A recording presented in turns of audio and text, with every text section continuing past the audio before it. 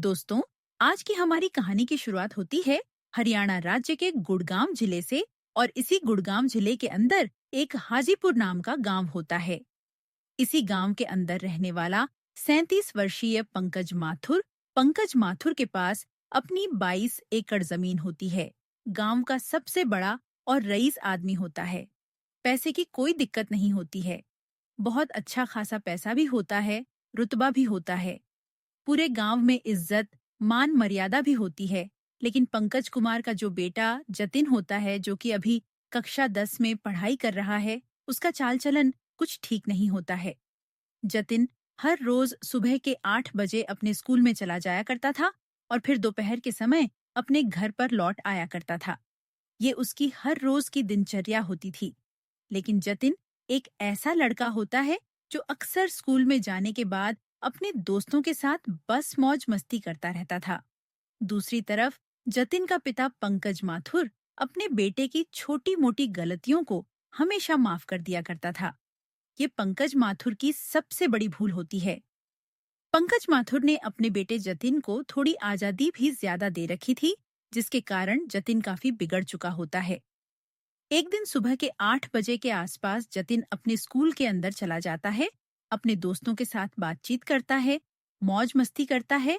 और जैसे ही क्लासेस शुरू हो जाती है तो क्लास के अंदर एक टीचर आता है जिसका नाम रवि कुमार होता है।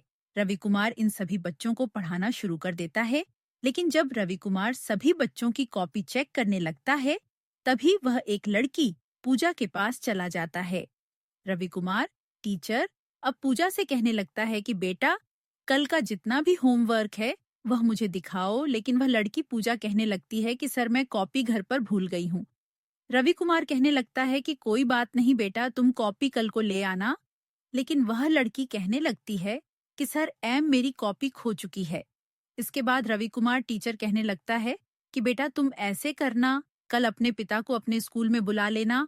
मैं उनसे मिलना चाहता हूँ, उनसे बातचीत करना चाहता हूँ। लेकिन पूजा हंसते मुस्कुराते हुए कहने लगती है कि सर, अगर मेरा पिता स्कूल में आ जाता है तो तुम्हारी यहाँ से छुट्टी हो सकती है। इस बात पर रवि कुमार को गुस्सा आ जाता है और देखते ही देखते रवि कुमार पूजा के हाथ पर एक डंडा मार देता है। बस, ये सारी बातें उस जतिन नाम के लड़के से बर्दाश्त नहीं होती हैं, क्योंकि जतिन इस पूजा का अच्छा खासा दोस्त होता है। और इस तरह से मामला यहाँ से बिगड़ना शुरू हो जाता है। आखिरकार जैसे ही 2 बजे के आसपास स्कूल की छुट्टी हो जाती है, तो रवि कुमार टीचर जैसे ही अपने स्कूल से बाहर निकलता है, तो जतिन अपने 2-3 दोस्तों को लेकर रवि कुमार टीचर के पास पहुंच जाता है और देखते ही देखते उस पर हॉकियों के साथ और डंडों के साथ उसके ऊपर ताबड़तोड़ बारिश कर दी जाती है। उस टीचर का एक हाथ भी तोड़ दिया जाता है और इस तरह से ये मामला अब पुलिस तक पहुंच जाता है। पुलिस इन चारों लड़कों को गिरफ्तार कर लेती है, पुलिस स्टेशन में ले जाती है।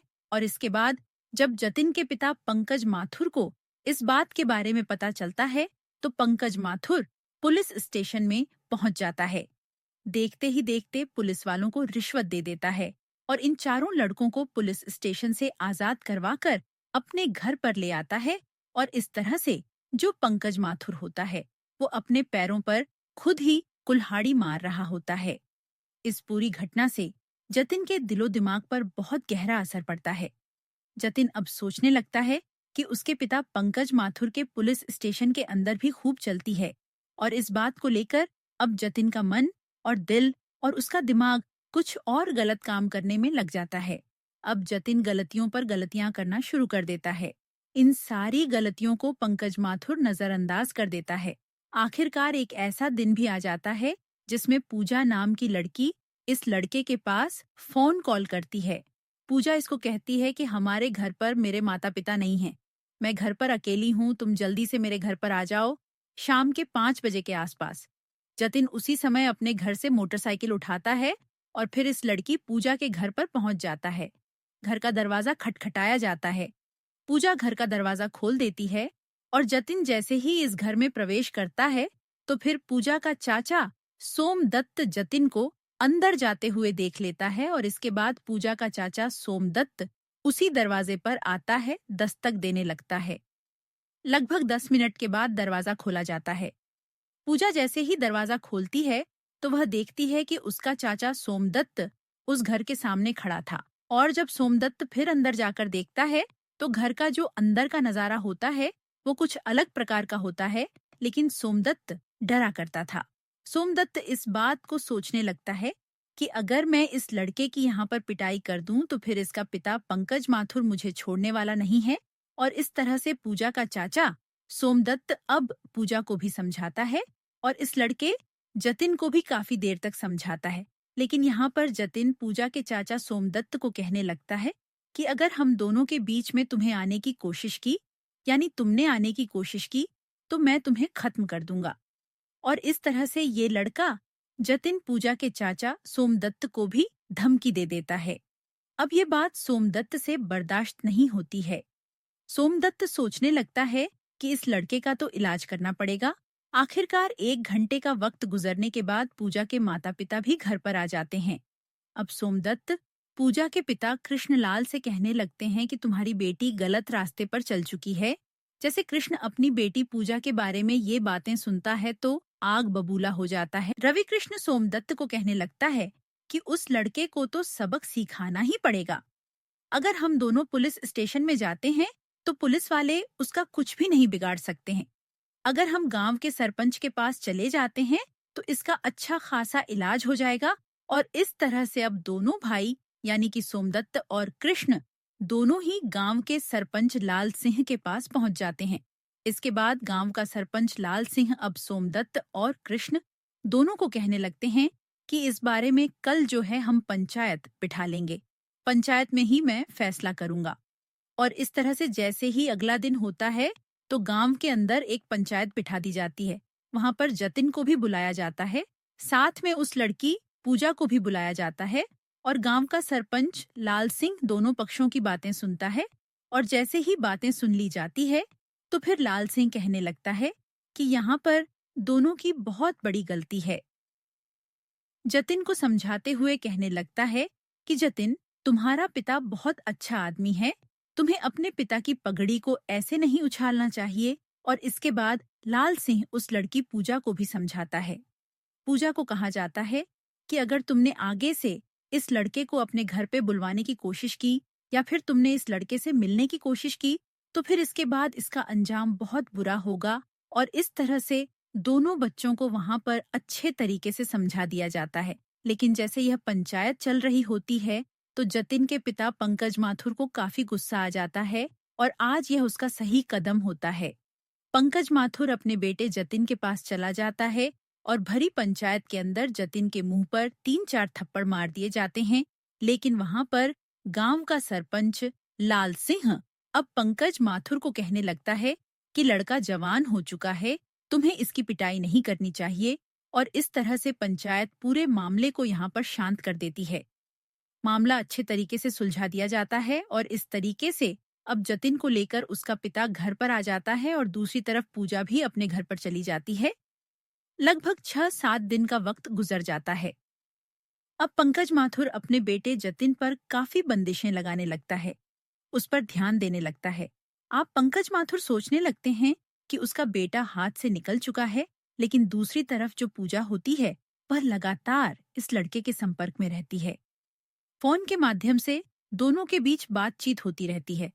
आखिरकार एक ऐसा दिन भी आ जाता है जिसमें पूजा आप इस लड़के को उकसाने लगती है। वह कहने लगती है कि कोई बीच का रास्ता निकालो या फिर मुझे यहाँ से भगा कर ले जाओ। इस तरह की इन दोनों के बीच बीच में जो है बातचीत होने लगती है। आखिरकार ये लड़का अब सोचने पर मजबूर हो जाता है कि कोई न कोई बीच का रास्ता जरूर निकालना पड़ेगा। इस तरह से एक तारीख आ जाती है जिसमें 22 मई 2025 का दिन आ जाता है। सुबह के समय ये लड़का अपने स्कूल में जाता है। दिन भर स्कूल में समय व्यतीत करता है। जैसे ही दोपहर के 2:30 का समय होता है तो अपने घर पर आ जाता है। लेकिन आज जतिन के मन में कुछ अलग से विचार चल रहे होते हैं। समय गुजरता जाता है और रात के 9 बजे का समय हो जाता है।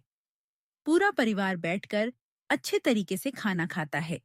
इसके बाद जतिन अपने पिता को कहने लगता है कि मैं आधे घंटे में अभी वापस आ जाऊंगा, मुझे अपने दोस्तों के पास जाना है। और इस तरह से पंकज माथुर अपने कमरे में जाकर लेट जाता है और जतिन अपने दोस्तों से मिलने के लिए चला जाता है। दोस्तों के साथ मटर गश्ती करता है, मौज मस्ती करता है और फिर रात के 10 बजे अपने घर पर लौट आता है।